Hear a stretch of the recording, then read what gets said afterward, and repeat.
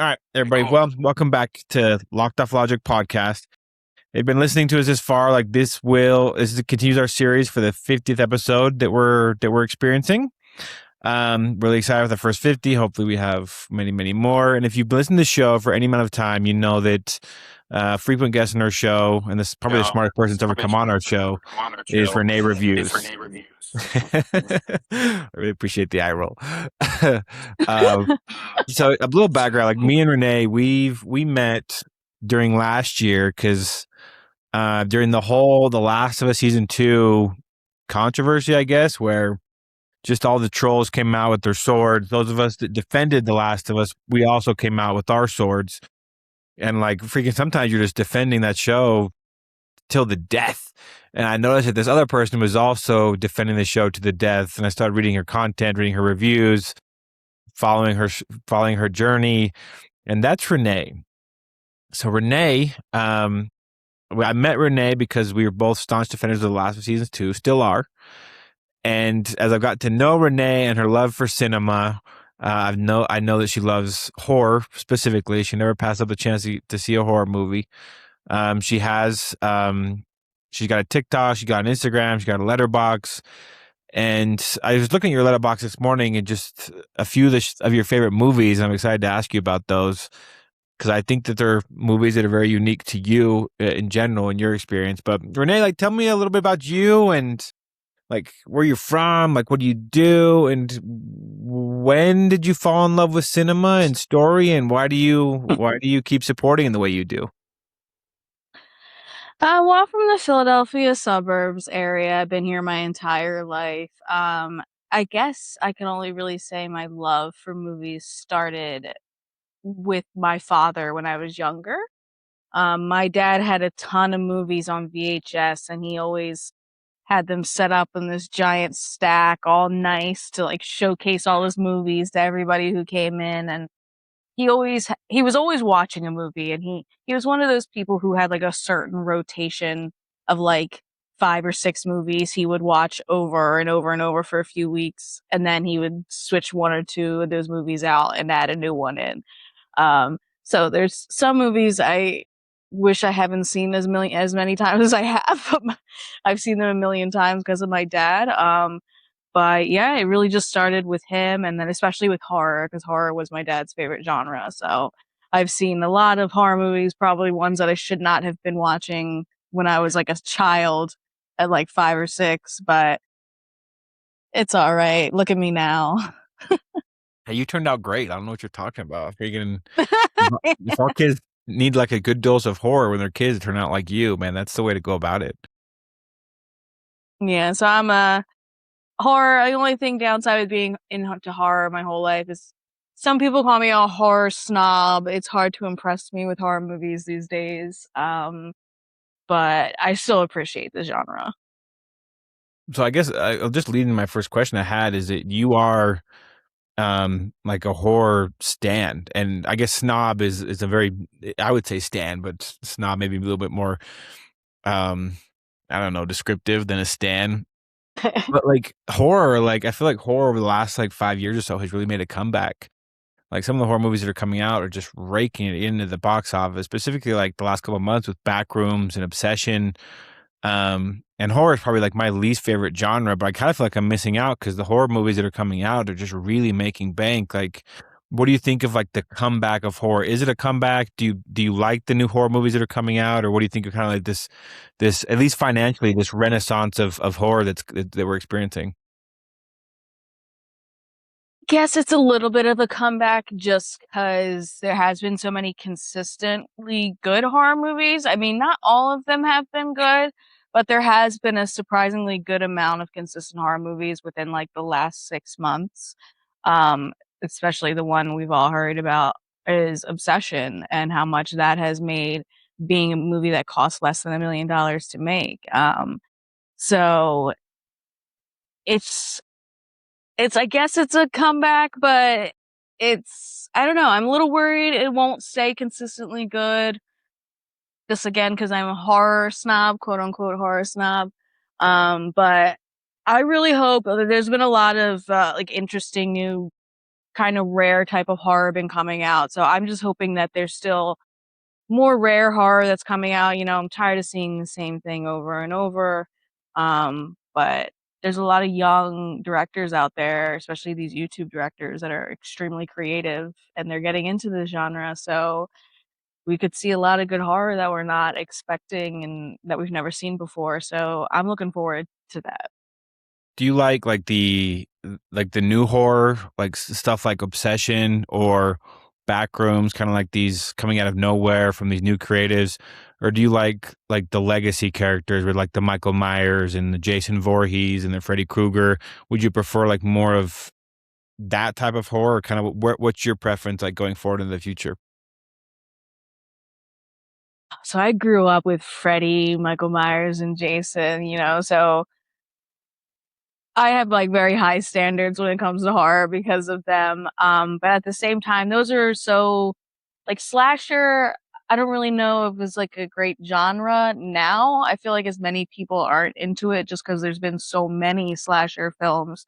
So while I appreciate the old ones like Halloween, Nightmare on Elm Street, and Friday the 13th, I do think this new horror is a great new taste into the genre and to see a different side of it. And especially with Backrooms, for example, like that is incredibly unique. I didn't see really much of the YouTube series, but just the idea of the Backrooms seeing this movie, I was just like, whoa, what is going on here? I was just very curious. And people a lot of the time they think like jump scare is the only version of horror when that's not the only real version of horror at all. It could come in many different forms. And I just appreciate that these new horror movies are tackling other forms of horror that we haven't really seen too much of.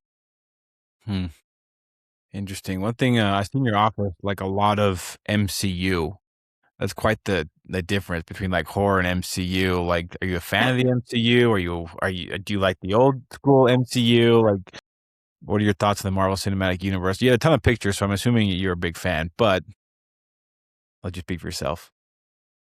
Of course, I love Marvel. I actually didn't even start really getting into Marvel till I think it was about Guardians of the Galaxy, that first movie that got me into it. I Jeez. don't know why. I just remember when Phase One first came out. I don't know. I wasn't too into it, so I didn't really see any of Phase Two. And then it wasn't until a friend of mine wanted to see Guardians of the Galaxy. They had no one to go with. I knew Chris Pratt because I was a Parks and Rec fan, so I was like, all right, yeah, let's go see Chris Pratt. Let's go see him all buffed up now. Um, and I ended up loving it. I just didn't expect the characters to be so great, and the soundtrack is awesome. It's literally one of my favorite soundtracks ever. I laughed way more than I expected. And so I was like, you know what? Maybe I should go back and start watching the rest of these Marvel movies. So I did, and I was like, wow, how did I not get into Marvel before? But I do still like Marvel. I get people's complaints about the last few movies, but I still enjoy them. I don't think Marvel is as bad as some people have been saying it's gotten. Like I didn't like Thor: Love and Thunder, but I didn't hate Ant-Man: Quantumania. But like a lot of people hated that. So I'm okay with Marvel so far. It hasn't disappointed me. Um, but I'm just looking forward to see what's coming from that. Spider-Man's in 2 weeks, and then Doomsday at the end of the year. So should be very exciting. Yeah, just having watched The Odyssey, like John Barenthal and Tom Holland, like their chemistry and the Odyssey, just got me really excited for Spider-Man. Just two completely opposite characters that just get to interact. And from what I heard from, like, because I had a guy on the podcast a few weeks ago who was a co-producer of The Punisher: One Last Kill, and he was like, I think people will be like excited to see the Punisher where he's not he's not there for a cameo. Like he's not a cameo guy. Like he's a part of the story. He's a part of the story that moves forward, like moves Peter's story forward. And I'm like, thank goodness, because no one wants a Punisher cameo. Like we want a Punisher like involvement. And along with like Tom Holland and Zendaya, like I just love it. And that your Quantum Mania thing, like that's awesome because that leads me to my next question is like one thing I've always been really impressed by you is that you defend the shit out of your opinions. And like I love the cinephile scene. Like it's such an awesome scene. There's so many creative people that are looking to just enjoy art, but some people can get really, really annoying about it. And like I've seen you on a couple different occasions. I didn't see the Quantum Mania, but with The Last of Us, like obviously that's how we met. But also with your film of the year last year, which was Wicked, Wicked Part Two. I forget the name, like the whole name of the title. Wicked for Good, yeah. Yeah, Wicked for Good. Like on our rankings on our podcast, like that came in number one, and you stuck to that. And I've seen that on multiple occasions. But like you will share your opinion, and it's not involved with like it's not influenced by critics or the community. It's just your opinion, and you defend it. Like, what is that like? I guess in like thinking independently, feeling independently, and then having to defend yourself doing it. Well, it can be interesting sometimes. I mean, I definitely used to be one who I used to look at Rotten Tomatoes a lot at first, and I would go by what the critics were saying. You know, I would agree with them, but then I started just going to see movies, even if I wanted to see them, and if the critics were trashing them, I was just like, you know what, let me just go. And I can't think of any specific films off the top of my mind, but then I started watching movies where I'm like, that's not really as bad as the critics say it is. Like, I mean, I was entertained. It wasn't that awful. And it just started happening more and more. And I was like, you know what? It's just, this is, this is just what I thought. The critics, a lot of critics take their opinion as fact. A lot of people take their opinion as fact. And I don't think anybody's opinion is fact, especially when it comes to movies. You know, it's subjective. And I just think it's interesting hearing other people's opinions and especially ones that are not like all the others. Like, I'm sure there's some people who don't like The Odyssey, and that's being like people are obsessed with that right now and nonstop talking about it. But I'm sure there's some negative reviews for it. Um, but I just always thought, you know, I mean, it's just my opinion. I'm not forcing you to change your opinion. You can agree with me or not. And sometimes just seeing a new perspective from somebody else can just present something completely new. And you'd be like, no, and I never looked at this movie like that before. Maybe I should give it another shot and I could end up liking it. Um, so it's really just getting my own opinion and not really having any kind of like outside influence. Yeah, I've always been really appreciative of that. And yeah, when it comes to critics of like art, like my opinion or your opinion or people's opinion in general, like I'm always willing to like chat as long as it's like good faith. Because like if you don't like the Odyssey because they casted a transgender person and Helena of Troy is black, I'm like, there's no discussing with you then. Like you're already going into it with bad faith, and like the fact that this person is transgender, if that's going to be like a rock in your shoe the whole movie, then I don't know what to tell you. Or like The Last of Us was one too. It's like D, you know, D Riptide, like a good friend of the show and good friend of ours. He had issues with The Last of Us season two because it was cut in half. And it feels like the first half of a story, and he's right on that. Like, and so he gave it like a 6 out of 10 or something, and he argued in good faith, but he wasn't one of those ones. It was like, well, I don't like it because Bella Ramsey isn't the hot 14-year-old that I envisioned in my video game fantasy. I'm like, okay, well, we can't talk about this then because you're already coming into it in a weird space. And I've seen it with you too. I've seen that like you just argue with people in good faith, and then when you win the argument, they you know they do what they do and prove that the trolls they really are. Uh-huh.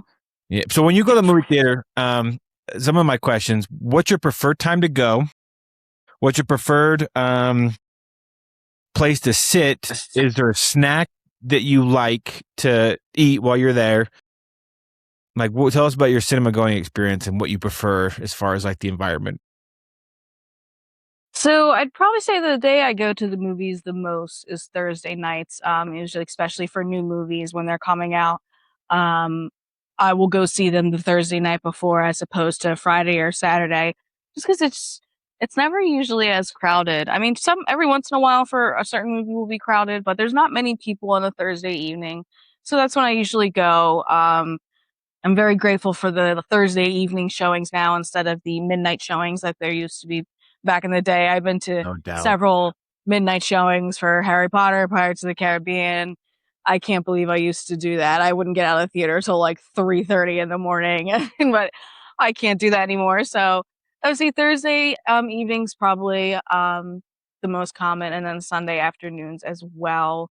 Uh, I usually, me and my friend always usually sits in the middle, the row that's right in front of, like, I guess whatever bars would be for the section that Yep. starts out going upwards. Yeah. It's usually like for us, I think it's like H or I. It's usually that row.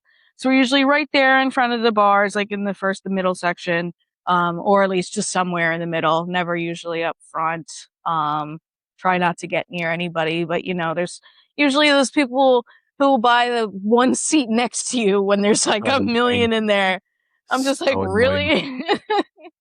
um, I don't have any particular snack. I like to sneak things into the theater a lot, because a lot of it's expensive. So I like to sneak just a can of soda. I like Sour Patch watermelons. Oh, peak. M&Ms. So those are some of my snacks, but I don't always get snacks at the theater. Yeah, I'm with you. I don't sit in the middle. I have a section kind of off to the side, like it's 3 rows up. But where I go to the theater, like the first 3 sections, there's like 2 on the right side, and there's 2 seats, and it's like in a little box, so there's walls around you. That's where I sit. It's slightly off center, but it's private, and that's what I like. Um, but no, I sneak in shit all the time, like energy drink all the time, and like, and I was when reminded like why I've been doing that for like 10 years. I haven't bought like well, that's not true. I like pizza. My theater sells pizza, like little mini Mhm. like pepperoni pizzas, so I'll buy those. But like it's so expensive. Like the other day when I went to go see the Odyssey, I had tickets, but I had to go pick up my goddaughter from work, and I told her that a movie that started at 3:40, but I was mistaken. It was 3:10. So I was already late, dropped her off at my house, booked it back to the theater. She didn't want to come. She's like, 3 hour movie? Nah, I'd rather just play Free Fire. I'm like, okay, whatever. Get there, but I started to get tired because I usually have my energy drink and my body's used to like drinking something in the theater. So I snuck out for like 2 seconds to go buy a Diet Coke, and it was $8. And I was like, God, an $8 Diet Coke like that. Like, this is why I sneak shit in, is because of this. So yeah, I hear you. Is there anything in people that do in theaters that drives you nuts? Like, what's your theater etiquette like? Do you have like things that you'll tolerate, or like pet peeves that you make a complaint about? Like, how do you expect people to behave in the movies? Oh, God. I mean, the top one, obviously, I think everybody can agree on is talking, especially if you're going to talk, just whisper to the person next to you, okay? We don't need you screaming for the entire theater to hear you. But as long as somebody's like whispering, not talking the entire time, that's fine. But if you're talking the entire time, it's just like you just paid like $18 to come talk for 2 hours straight. Like, just shut up for 2 hours and watch the movie. And then of course the other big one is people on their cell phones. Usually it's not too bad. I with me, usually by the time the movie actually starts, people are off their phones. They may be some during the trailers, but at least I've seen with people get better with that. Interesting. Yeah, I saw this video the other day where it's like the 5 sins of cinema, and one is like turn off your phone. Like, don't be on your phone. Don't talk on your phone. If someone hits you in the head because you talk on your phone, like you deserved it. Um, so like no talking, no phones, sit in your own seat, which I used to not like assigned seating, but now I've grown to appreciate over the last Oh yeah. 12 years or so. Like, I'm like, okay, yeah, I like having like my own seat to sit in. Oh. But like kids, like I love kids and everything, but like if you have a screaming baby in like a movie like Obsession or The Quiet Place, like my buddy, my co-host, he went to The Quiet Place and he's a big Quiet Place fan. And then someone brought their like 6-month-old baby, and that was wailing the whole time. It's like, bro, this movie is God. mainly silent. Like, you cannot. No. But if I go into Mario, and there's a bunch of kids, screaming and wailing and stuff. Like, what do you expect? It's freaking Mario. Yeah. Uh-huh. So expecting that, and then the other thing that really drives me nuts, and I don't know why this drives me nuts, but the clapping after the movie. Like, why are you? I don't like the cheering and stuff like that stuff. I know some people like kind of live for that experience, but I just get so like engrossed in the story. Like when the last time it happened that really annoyed the hell out of me was No Way Home, Spider-Man when Tobey Maguire shows up. Like motherfuckers start clapping. I'm like, why are you clapping? Like, God, he's talking. Like you're missing dialogue. Like, shut the fuck up. Like, let the man talk. So I don't like that. And then clapping after the movie, like no one is there that was involved in making that movie.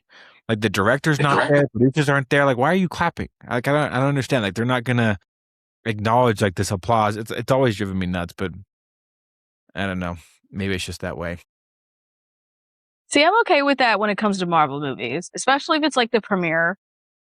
I'm fine with cheering and stuff like that. Especially that happened for No Way Home for me, and I was screaming and cheering. So I gotta say I was a part of that. But if it's any other like normal movie, no, I don't clap at the end of every single movie. I think that's annoying. I mean, if you want to do it, go ahead, whatever. But if it's something like a Marvel movie, I guess also Deadpool and Wolverine was another one that I was clapping during. That's the only time I find that acceptable. But any other time, no, not just for like just regular movies, no. That's fine. I guess people should know by now too. Like I should know that if it's like a premiere, like that's kind of what Marvel thrives on is like the entrance scenes. I can remember one time, Renee, one time in a Marvel movie where I was tempted to clap. And I guarantee you that you were screaming your ass off when this moment happened for me. This is before I met you. It would have been in 2018. And I'll paint the scene for you. Wanda and Vision in the subway, being chased by Thanos' soldiers. You know what scene I'm talking about? Uh-huh. Yeah, I bet you, for a number of reasons, we're, we're screaming your ass off.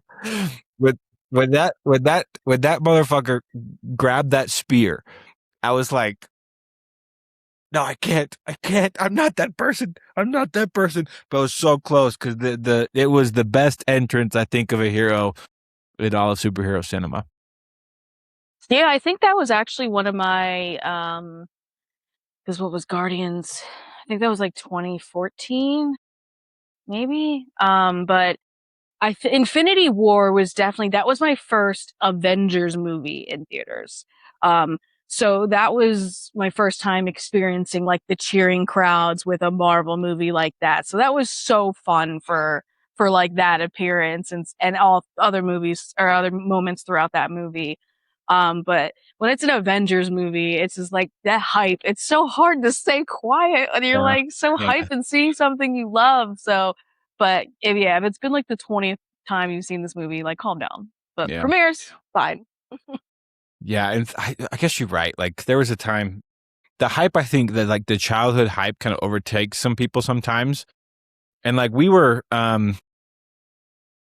first time I was watching Captain America Civil War, I was watching it with my cousin and his 6-year-old son at the time. And his son was a huge, huge Spider-Man fan. But they didn't market Spider-Man at all in that movie.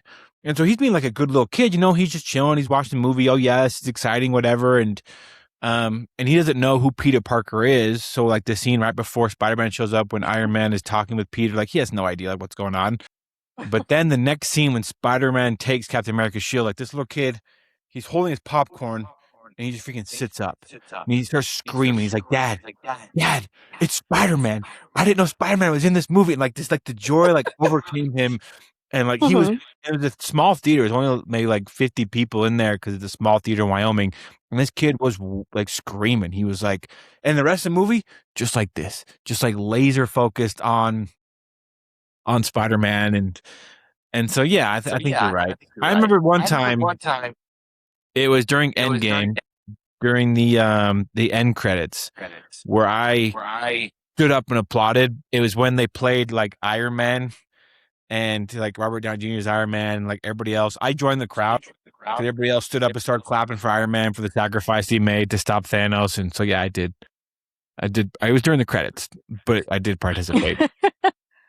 Yeah, Endgame definitely. That was one opening night. Like cheers upon cheers were going on. Like especially at the end, towards the end when everybody started showing up. Like that was Yeah. so crazy. And like I was like crying at the same time because like especially seeing the what Guardians characters disappeared, seeing them come back since they're my favorite. I was just crying like, oh my god, it's Back. amazing. Like it was just oh my even like grown men I know were admitting that they cried like 5 times during that movie. I was just like, yeah, Endgame was a great like that's a good pump up. I'm excited for the re-release. Yeah, I'm sure with the re-release, there's probably going to be people cheering in the theater, which I'm okay with for the re-release. But it's that's Endgame is just like a great movie where that kind of stuff is welcome. yeah. Probably the last time like our country was truly united too was like during Endgame. We all wanted Thanos gone. We wanted the Avengers Yep. back. Hmm. And like people always knock Marvel, but Marvel like in some years has really kept the cinema alive. Like there was that one year, I think 2022 or something, where just like nothing made any money at all except for the Marvel movies, like Black Panther, Wakanda Forever, like held up the box office during December of all months. While it kind of rebounded, rebounded to like what we're seeing this year with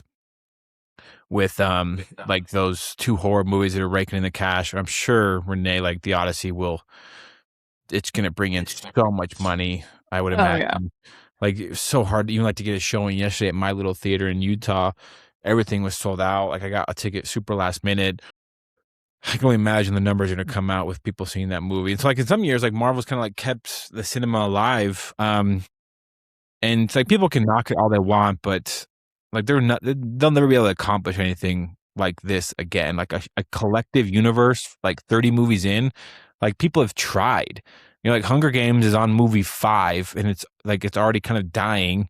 The Monsterverse with Godzilla, like they're movie 6 and it's kind of like hanging on by a thread where it's like, okay, where are we going with this? And Marvel and DC, like what DC got 8 movies in before their universe shit the bed and they had to reboot. Like, criticize him if you want, because Thor: Love and Thunder was total shit. But like for the most part, they really have like they've accomplished something that no one will probably ever be able to do again. Yeah, and I mean, I know especially when I go see a Marvel movie in theaters, like I know people are going to show up. Yeah. It's I know it's not going to be an empty theater. Every single Marvel movie when the tickets go on sale, I immediately go and buy them. Um, just because it's Marvel, it's probably gonna get sell out really fast. Usually every time a Marvel movie tickets release, the apps are all busted, and I gotta fight to try to find a ticket. Which, oh, I'm not looking forward to Doomsday tickets coming out. That's gonna be crazy trying to get those tickets. And there's a rumor they're coming out next week, but I'll believe it when I see it. Um, but Marvel, I 100%, I always get my ticket ahead of time because there's no way I'm missing those opening weekends. Because these days, if you don't Spoiler want, shit. you don't Yep. see a movie, oh yeah, an opening weekend, if you don't see a movie or even a TV show, if you don't watch it live, it's gonna get ruined on the internet for you. And Marvel is just the one where I'm like, no, do not ruin this for me. I want to be so emotionally destroyed by whatever trauma is about to come. Like, I was like, let me be traumatized, please.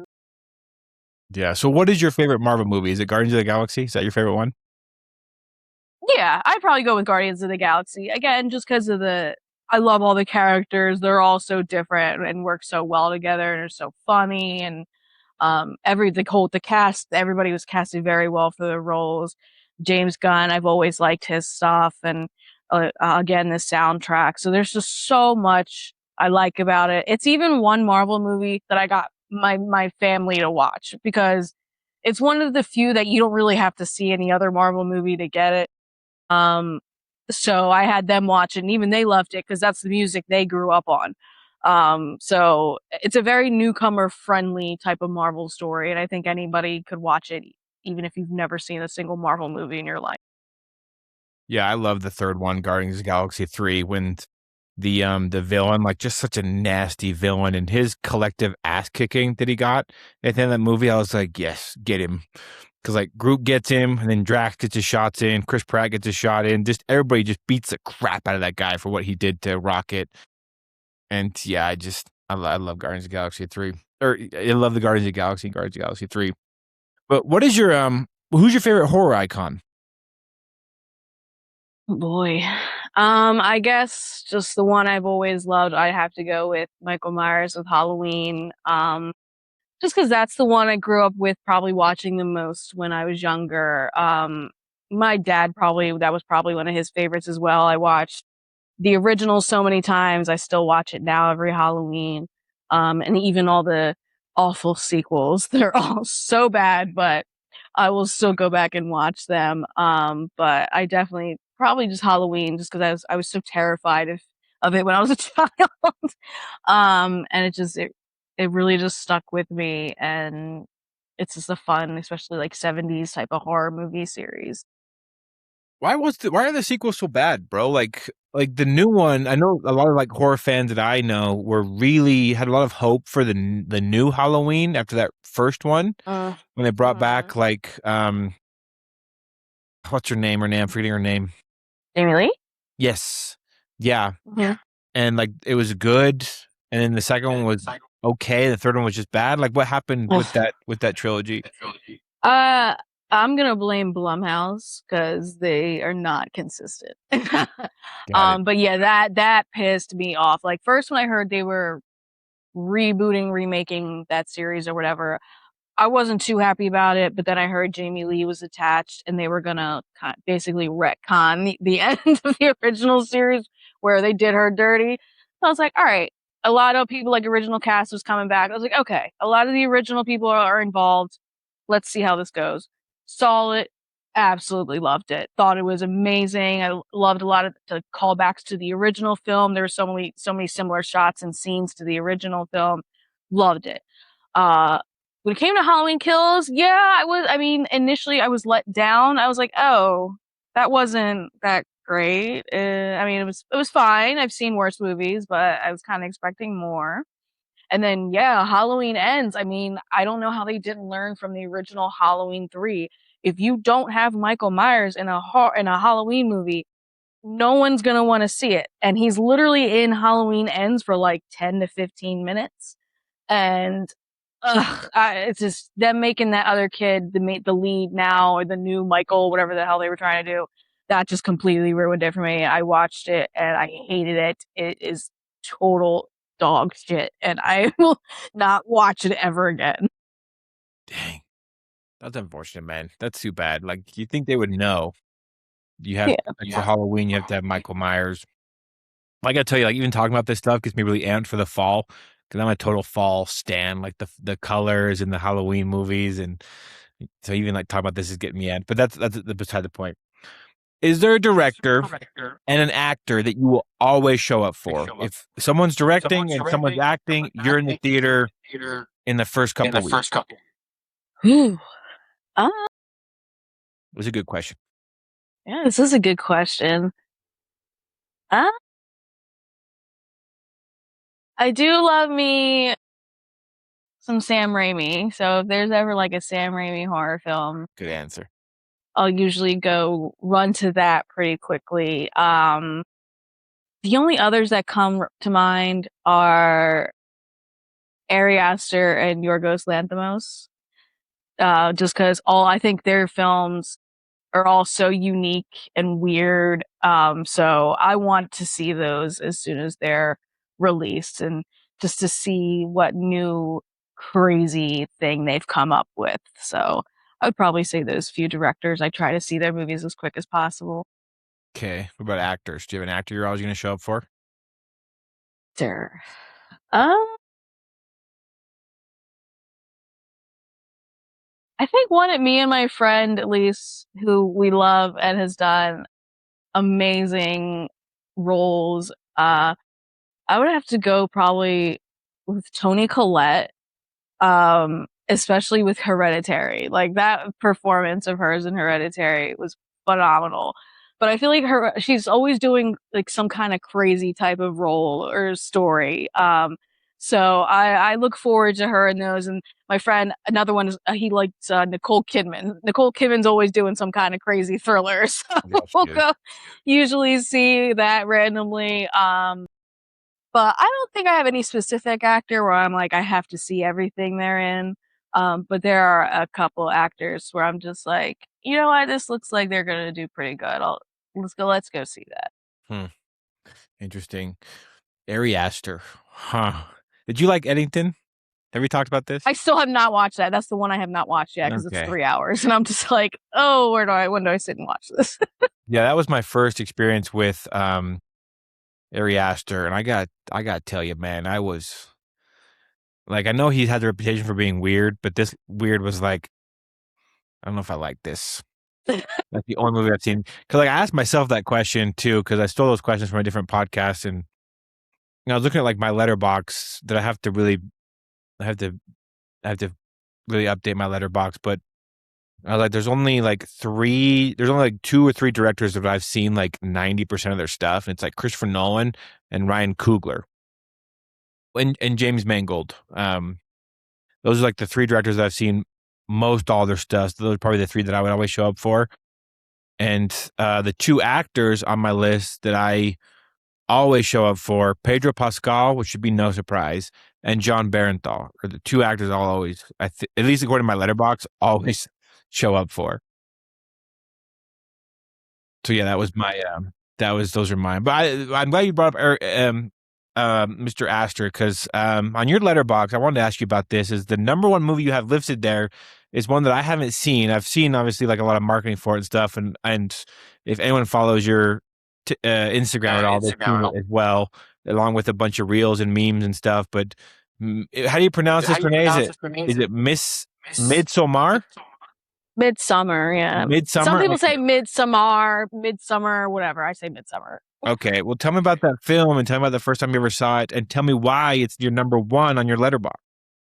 You have not seen it? No, no, actually, you know what's funny Oh is my this God. is a little sidebar is if somebody tells me their favorite movie like in these interviews I'm doing for our 50th episode, their favorite movie is one that I haven't seen, I'll watch it. So I saw yours and I wrote it down of like this, and a lot of them I've seen. Like one of them I had on Mr. Rant, like his favorite movie is The Dark Knight. And I'm like, of Mhm. course, I've seen that. D's was The Matrix, which I haven't seen in like 10 years. I'm actually gonna watch that one. Yours, and then one other person had a movie that I had never seen. And Midsummer is on my list now. I'll probably watch it tonight, honestly. I got nothing going on tonight after 6 p.m. But I want to know because it's number one on your letterbox, and your reaction of me telling you I've never seen it, like you about like shut off your camera. So I'm interested to know, like, tell me about what it is, why you love it, and the first time you saw it. So Midsummer is just honestly like the most unique horror film I'd ever seen. We're used to so many horror films being like very dark colors and always like nighttime or stuff is always creepy stuff is happening. But Midsummer, 99% of this movie, it is bright and sunny out. It takes place in Sweden where the nights are very short and they barely get that dark at all. So it's just really interesting seeing all this bright and colorful place. Like you're like, what kind of horror movie could take place in this bright and colorful place? Like this can't be that scary. But it's basically like a cult horror movie and Florence Pugh and her boyfriend and their friends are staying with there's the one guy who's friends with Florence Pugh's boyfriend. He's from this village in Sweden, and he takes them to go stay for the summer festivities for his village. And of course, this village is not a village you would want to be in. It's one where everybody's wearing the same kind of outfit, and it's just immediately screams cult vibes. Um, my ass would have not stayed there. I mean, there's a lot. When you watch this movie, you're going to be like, how are these people staying here? How has no one left? Like, I'm telling you, you're going to be screaming watching this, but it's just incredibly unique and just disturbing. And again, the fact that it's so bright and colorful and you wouldn't think you'd get anything scary from something so bright and colorful, but it's just cults freak me out personally. They're they are real and people love their cults. So I that's one thing I would never fuck around with. So if there's a horror movie that's just like I'm like, yo, I would never be in this situation and just one that sticks with me, I will go for it. And that's just Midsummer. I just think it's very unique and it also I mean, from it's A24. So A24 always tackles other kinds of themes like depression and all sorts of stuff. So of course that's in Midsummer as well. But it's just very unique. That's what I can say about it. And the first time I saw it, I was just like, oh my God, what did I just watch? I've never seen a horror movie like that before, ever. And Florence Pugh, her performance is outstanding. That's one thing, especially if you do end up watching it tonight, like you are going to be floored by Florence Pugh. She is fantastic in the role. Can't wait. I've never not liked her in anything. Like I thought she was brilliant in the Black Widows. I thought she was brilliant in Thunderbolts. Um, I've never not liked her in. I thought she was great in Dune and like her very limited screen time because Dune has so many people in that movie. I'm like, I just think she's great. Okay, cool. You know, what's crazy is Colts freak me out too, man. Like Colts, like I had a case that came through my door like 2 weeks ago of this cute little 21-year-old girl, and she's telling about she was referred to us to get help, but she was convinced she doesn't need any help, and she was telling us about this person that's her spiritual mentor in Washington State, and how she's gonna convert the whole world to Christianity. She works her business for free, but somehow still pays her rent, so she has to like work a second job. But that second job, she gets paid. She has to pay her rent, but she also gets tithed on her paycheck or something. And I'm like going through this. I'm like, so you're working for free. You are. She's your spiritual mentor. You owe her a debt that she won't let you see. Only she can know the debt that you owe her. I'm like, I think you might be in a cult. But yeah, definitely. But telling somebody they're in a cult, like you might as well be speaking Chinese to them. They're just like, what? No, I'm getting closer to God. And I'm like, but you're not though. Like you're not. Like you're in a, anyway. So it's Midsummer is how you pronounce it. Yeah. Okay. So are you like just a straight movie person? Or do you like TV shows and video games? Like, where do you get? Do you a reader? Like when you're not in the cinema, like how do you get other stories involved in your life? So I do play video games. It's been a little slow in the video game department, really. Really, especially any story driven games I haven't played much lately. I was addicted to Pacopia for 3 months straight. So that completely took my time. Basically, Pokemon Animal Crossing. But I do have I have the Indiana Jones game. I still haven't played it yet. I've been wanting to play that. A friend also lent me Death Stranding, which I have never played yet. So that's another one that I want to get into.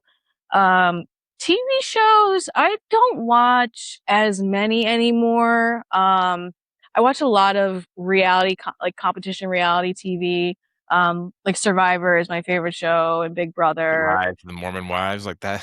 Oh yeah, I watch that. All that shit. Secret Lives of Mormon Wives is another reality show. Bravo shows, Yeah. I watch those. But for like shows, I'm only pretty much just waiting for season 3 of The Last of Us, whenever that will be. But if it's a shorter show, I don't mind watching it these days. But back in the day when I grew up as a teenager, I was dedicated to some CW shows that were like 25 episode seasons. And Yeah. I cannot do that now. There's no way I could dedicate that now. But if there's a few shows like here and there, I'll watch. And also like mini series, like the new Lord of the Flies on Netflix. I really enjoyed that. So more like if a mini series or just like something pretty easy to watch. So the PS5, is that what you have? Is the PS5? Yes. Okay, I'm sure you're playing. I played Death Stranding 2, and I only played it for about 3 hours, and I got really bored. So I haven't been back to it since. And I got into Ninja Gaiden, and then Elden Ring, which has taken the last 170 hours of my PS5 time. That's what I've heard. Oh my gosh, it's such a good game. Dang. Well, Rene, where can people find you? Like if they listen to this interview again, like we always end this podcast, like when we talk with you, but if people want more Rene content. Like I know your TikTok, are you back active on TikTok? Only like every now and again on TikTok. Like I kind of see your activity fluctuate a little bit on TikTok. Are you back on TikTok full time? TikTok I've only been really using to like promote my reviews that are coming. Like now when I go to the movies, I've been filming like the theater and things like that and saying stay tuned for my review. So TikTok is only really just like promoting my Instagram where you can see my reviews. So I'm mainly predominantly on Instagram, Rene.reviews. TikTok is Rene_reviews. But yeah, you're mostly going to find my content on there. I will do little reviews on Letterboxd, like 1 or 2 sentences. That's not anything serious there, but it's mainly Instagram. You'll see me active on. So what are, Renee, now that we're more than halfway through the year, what are some films that you're really looking forward to as we wind down the year? Well, definitely Spider-Man Brand New Day in 2 weeks. That's gonna be I so will be good. seeing that at like noon the Thursday before it comes out. Took Nice. off work. I was like, all right, we're doing it. So definitely Spider-Man. Very curious about Zach Kreger's Resident Evil that'll be coming out in September. I know it's not really like the games, but he is a huge fan of the games and says he definitely took their inspiration for this. So I'm curious to see that for sure. And then obviously I'm going to be basic and say Doomsday because how could you not be excited for Doomsday? Um, I'm like not ready. I'm so scared for Doomsday. The thing It's that is gonna mainly be that. so intolerable during Doomsday, Oh, I like know. you know it's gonna be intolerable. If you are a fan of that movie, just be prepared. Like come with your sword and your shield. Oh yeah. I'm sure there's already people like complaining even about just the concept art of a poster. I'm like, Yeah. it's not even the actual poster, it's concept art, people. It's just an idea. And people are already flipping out, bitching about that. I'm like, you know what? Dude, I do have one complaint about Doomsday, and it's the fact that we are halfway through July and still no real trailer. Like, yeah, they gave us like Yeah, those little that's things, but that doesn't count. Like freaking Dune that comes out the same day has 2 trailers out. Where's my I just want to see Doctor and like the people that go to these festivals and they've seen a trailer. Like when's the Mhm. rest of us that are gonna finance your next movie gonna see the trailer too? Because we're still waiting.